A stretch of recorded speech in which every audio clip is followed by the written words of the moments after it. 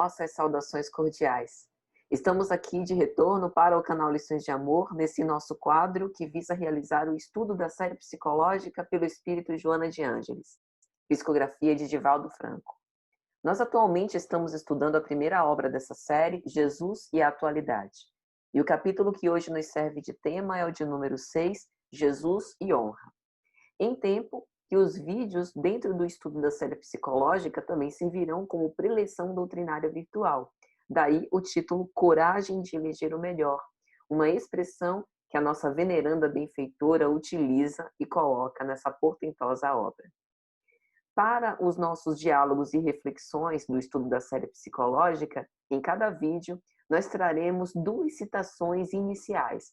A primeira, advindo da psicanálise, de alguma das escolas psicológicas ou até da filosofia, como é o caso do vídeo de hoje, e a segunda, da qual beberemos na fonte do Evangelho de Jesus, no Evangelho segundo o Espiritismo ou em qualquer literatura mediúnica, para que possamos fazer essa contextualização com a filosofia moral do nosso adorável mestre.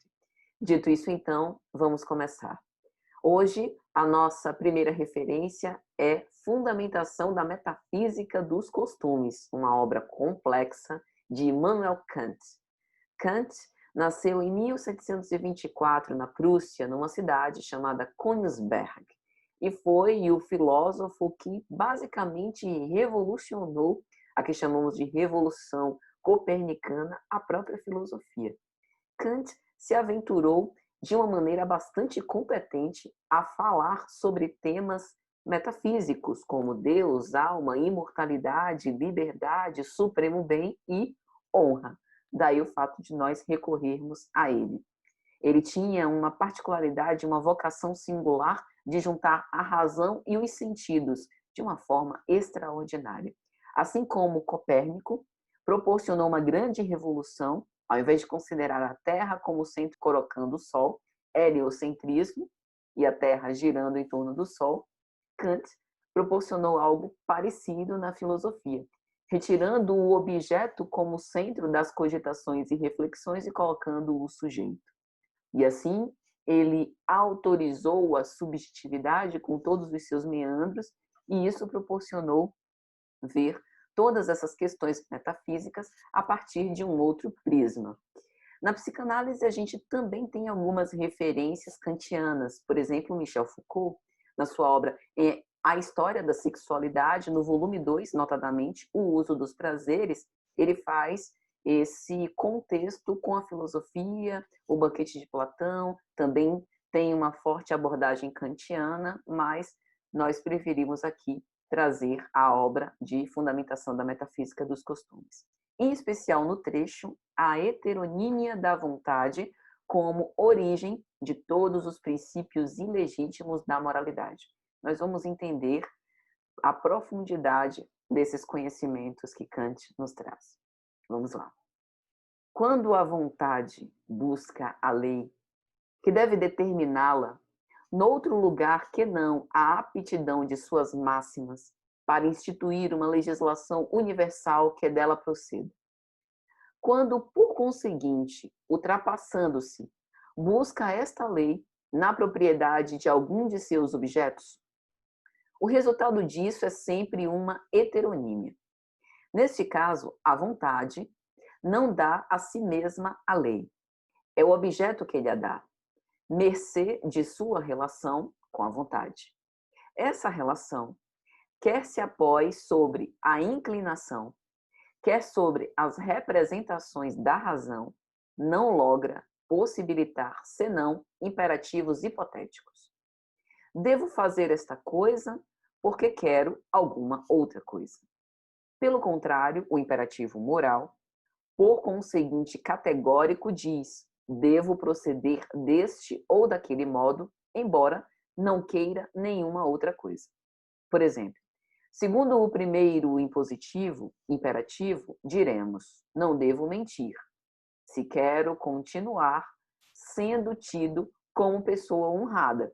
De acordo com o segundo imperativo, diremos: não devo mentir, embora de mentira não me advenha a menor ignomínia.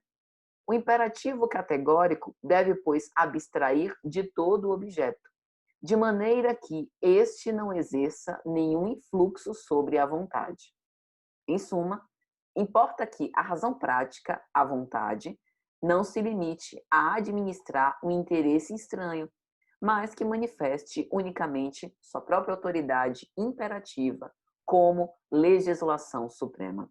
Assim, por exemplo, devo procurar concorrer para a felicidade de outrem, não como se eu estivesse, de algum modo, interessado em realizá-la, quer por inclinação imediata, quer indiretamente por causa de alguma satisfação suscitada pela razão, mas tão somente porque a máxima que exclui esta felicidade não pode estar compreendida num só e mesmo querer como lei universal. O texto é um texto de fôlego, complexo e profundo, e aqui nós não temos a presunção de esmiuçar com detalhes os meandros desta abordagem, né? Isso seria um tema específico.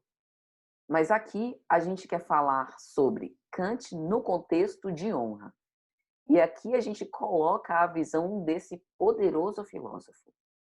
Kant fala nesse texto daquilo que eu devo fazer de acordo com a moral estabelecida, e aí ele fala do caráter de universalidade dessa moral.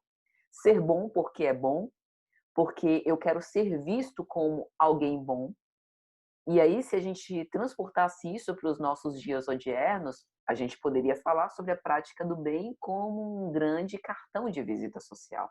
Praticar a caridade porque é bonito fazer a caridade, porque é bonito fazer o bem, porque fazer o bem está na moda e não necessariamente por um impulso, né? Por um instinto natural, por um calor do meu coração que me sinto compadecida das misérias ocultas e tenho este ímpeto de ir até o encontro delas e, de certo modo, suavizá-las. Então, Kant coloca a seguinte questão: se é da minha vontade e se constatar a minha vontade não me leva a nenhuma situação desconfortável, quando ele fala, se eu minto e que na mentira isso não me advém dela a menor ignomínia, qual é o problema de bancar o seu desejo? Em outras palavras, é essa a reflexão que ele faz. Ele faz uma reflexão aberta, a intenção não é fechar questões, mas ele coloca o termo heteronímia justamente para mostrar que essa dita verdade depende da subjetividade e da particularidade de todo sujeito. E que todas essas regras impostas pela moralidade, na verdade, são formas de fazer com que as relações sociais tenham um certo ordenamento, mas que, na verdade, estão na contramão da natureza humana. Então, a discussão que Kant traz é que esse imperativo moral também é categórico. É como se ele tentasse aniquilar ou anular a vontade individual do sujeito em prol da realização de alguma coisa, mesmo que nós intimamente não concordemos com ela. Agora, no nosso segundo texto, a segunda citação, nós vamos fazer a referência de Mateus, capítulo 15, versículos 1 a 9. A discussão sobre as tradições dos fariseus, um diálogo entre os fariseus e Jesus. Nesse tempo, chegaram-se a Jesus fariseus e escribas vindos de Jerusalém e disseram: por que os teus discípulos violam a tradição dos antigos? Pois que não lavam as mãos quando comem? Ele, Jesus, respondeu-lhes: e vós, por que violais o mandamento de Deus por causa da vossa tradição? Com efeito, Deus disse: honra pai e mãe, e aquele que maldisser pai ou mãe certamente deve morrer. Vós, porém, dizeis: aquele que disser ou ao pai ou à mãe aquilo que de mim poderias receber foi consagrado a Deus, esse não está obrigado a honrar pai e mãe. E assim, invalidastes a palavra de Deus por causa da vossa tradição. Hipócritas, bem profetizou Isaías a vosso respeito quando disse: esse povo me honra com os lábios, mas o coração está longe de mim. Em vão me prestam culto, pois o que ensinam são apenas mandamentos humanos. É lógico que eu estou aqui contando com a minha emoção e a minha imperfeição. Provavelmente, Jesus deu outra entonação a essas palavras. Mas o texto é muito preciso na apologia que Jesus faz à honra, não obstante os nossos interesses pessoais. E isso dialoga muito interessantemente com Kant, quando fala sobre a vontade e a moralidade. Lógico que sob o ponto de vista de um filósofo respeitável, mas incomparável à figura de Jesus. Nesse diálogo de Jesus com os fariseus, ele fala sobre essa tentativa por parte farisaica de interditar aos pais os bens que eram votados à igreja e que passavam a revestir-se de um caráter sagrado. Os fariseus, se promovendo como esses homens de Deus, passavam a se apossar dos bens dos outros e, com isso, acabavam conspurcando uma lei divina, honrar pai e mãe. E agora falavam dos apóstolos de Jesus que não lavavam as mãos, ou seja, um rito exterior. Além disso, a gente vê aqui também um voto fictício, que na verdade não obrigaria a uma doação real. Ou seja, era um meio odioso de se livrar de um dever sagrado. E o pior, os rabinos, embora reconhecendo esse caráter imoral, faziam isso. Validavam tais votos para beneficiamento próprio. Conhecedores da lei, como nós, espíritas. Então, é justamente esta a reflexão que Joana faz. Honra é a coragem de eleger o melhor, não obstante os nossos interesses particulares, interesses familiares, interesses sociais, interesses políticos, interesses econômicos. E aí, neste contexto familiar, é importante a gente perceber a honra, porque a família é a preparação para o exercício da fraternidade universal. Quando nós começamos a esmiuçar os conceitos que Joana faz, ela começa. A estrutura psíquica de Jesus é o modelo da perfeita identificação com a tarefa que ele veio exercer. Jesus é a representação da honra, justamente por refletir de forma perfeita os ensinamentos, em teoria e prática, da vivência das leis de Deus. E então, projetando a verdade, vai dizer ela, não esmagava com a sua natural superioridade. Não obstante a superioridade moral absoluta de Jesus, ele não utilizava isso para humilhar com quem quer que fosse.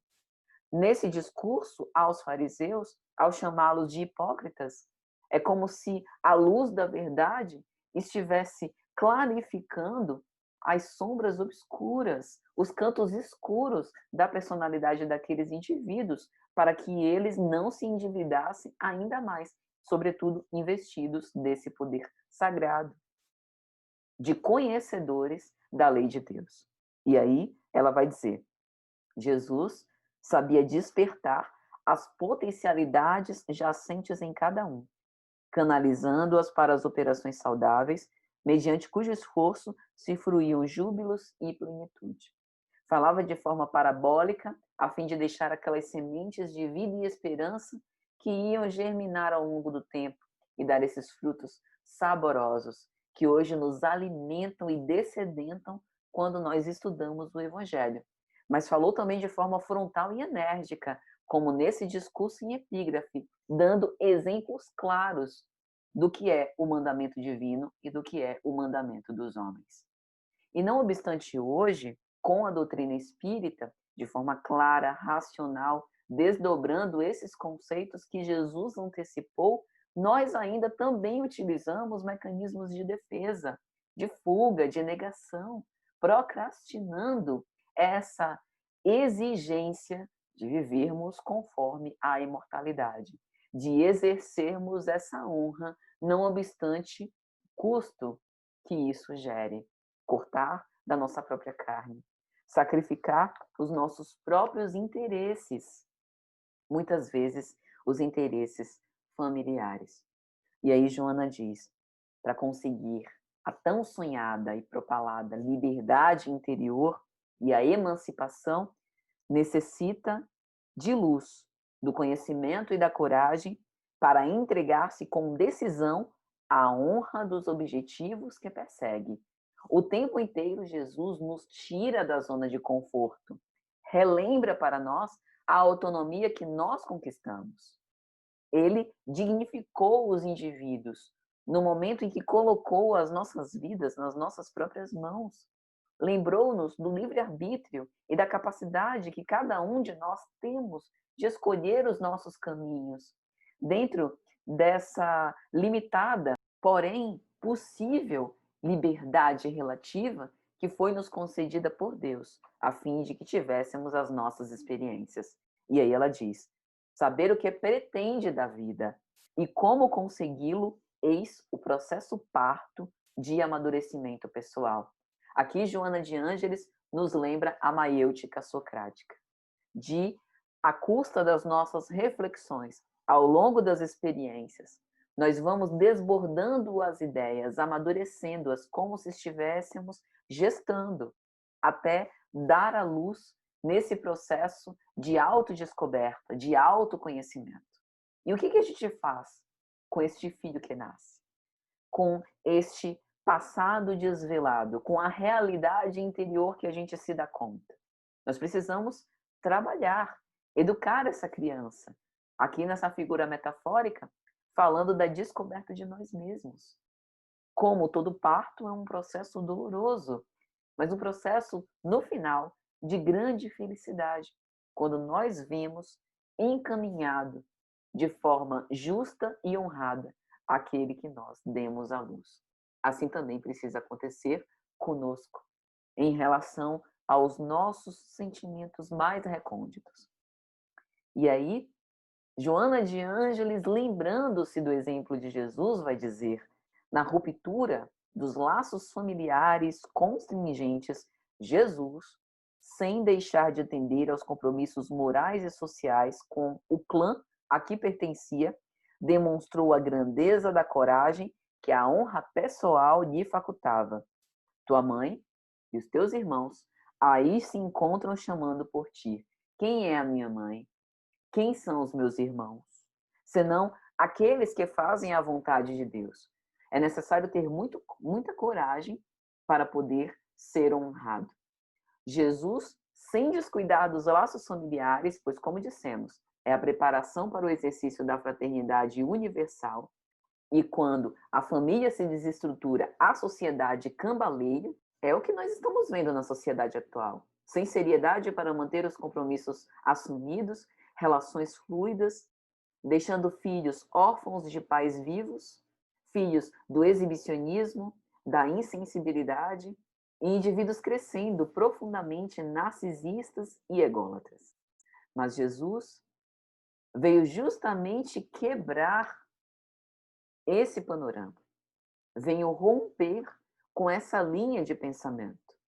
Várias vezes ele disse coisas profundamente chocantes. Aqui o Evangelho segundo o Espiritismo chama de moral estranha. Se alguém vem a mim e não aborrece o seu pai, a sua mãe, mulher, filhos, irmãos e irmãs e até a própria vida, não pode ser o meu discípulo. Aquele que ama o seu pai ou a sua mãe mais do que a mim, não é digno de mim. E aquele que ama o seu filho e a sua filha mais do que a mim, não é digno de mim. Quem não carrega a sua cruz e não vem após mim, não pode ser o meu discípulo. Assim, pois, qualquer de vós que não abre mão de tudo que possui, não pode ser o meu discípulo.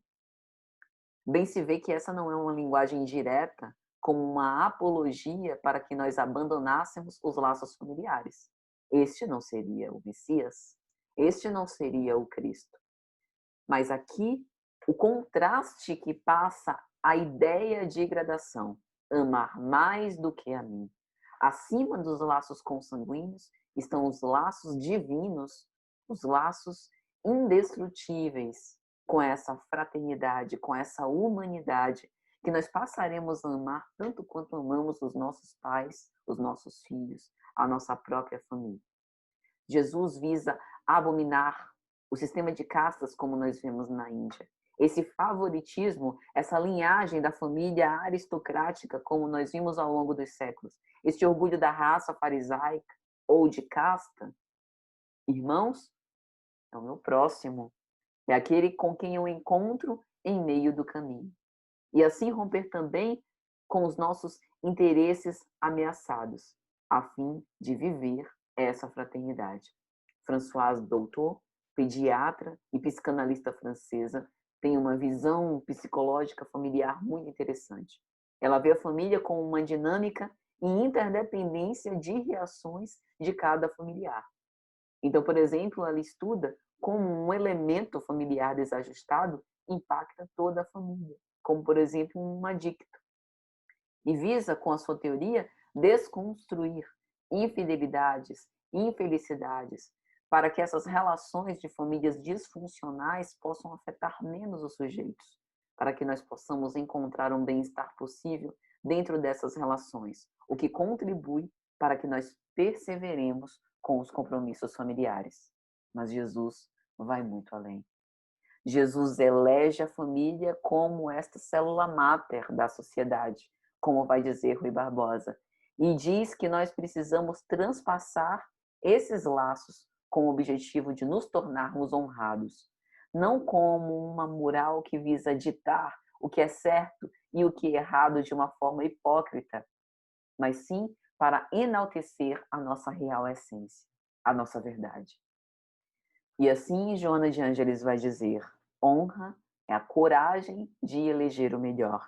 A dubiedade na decisão entre os que o desejavam reter e aqueles que lhe necessitavam da presença e das lições seria a lamentável falência dos objetivos que buscava. Jesus buscava em cada um de nós esse poder de decisão, de continuar não obstante as vicissitudes, não obstante as nossas fragilidades humanas. A sua honra levava-o ao prosseguimento, mesmo lutando contra todos os fatores hostis. O cinzel e o martelo, para arrebentar a pedra, eram a honra e o dever. E é o que nos fará atingir a finalidade existencial do nosso processo evolutivo. E aí nós poderíamos pensar, meu Deus, mas entre nós e Jesus há um abismo imenso a transpor. E de fato, é por isso que Joana de Ângeles diz: tua honra deve modelar-se na dele. Jesus é este modelo perfeito da humanidade que nós estamos ensaiando, dos processos que nós estamos tentando vencer à custa do nosso próprio esforço. É o ideal que um dia nós iremos atingir, se não desfalecermos antes. Nós não podemos eleger a honra do mundo, essa falsa honra, essa honra vã, esses mandamentos humanos que tentam vender para nós. Nós precisamos nos modelar na honra de Jesus, porque ele é a vivência dos mandamentos divinos. E Joana finaliza dizendo: tua decisão para a felicidade, rompendo as estruturas passadistas e acomodadas, é a força do teu empreendimento. A honra de encontrar um guia interno que te orienta nos fundamentos da vida de Jesus é desalgemar-se de tudo que constitui retentiva para que sigas plenamente. Muitas vezes nós estamos nas nossas prisões. Nós estamos agrilhoados a situações, pessoas, circunstâncias, conjunturas que nos são completamente desagradáveis. Mas a nossa liberdade é alcançada seguindo com honradez em cada um desses compromissos exatamente onde Deus nos colocou. E por fim, Joana vai dizer: a consciência do dever se manifestará a ti na honra de seguir um padrão de respeito a todos e a tudo, porém de liberdade total sob a liderança de Jesus.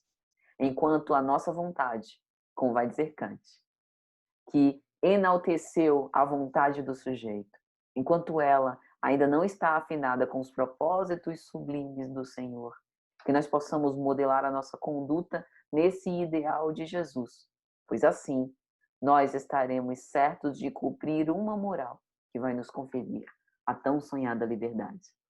É isso, meus amigos. Espero que tenha sido de alguma sorte útil e, se Jesus permitir, até a próxima.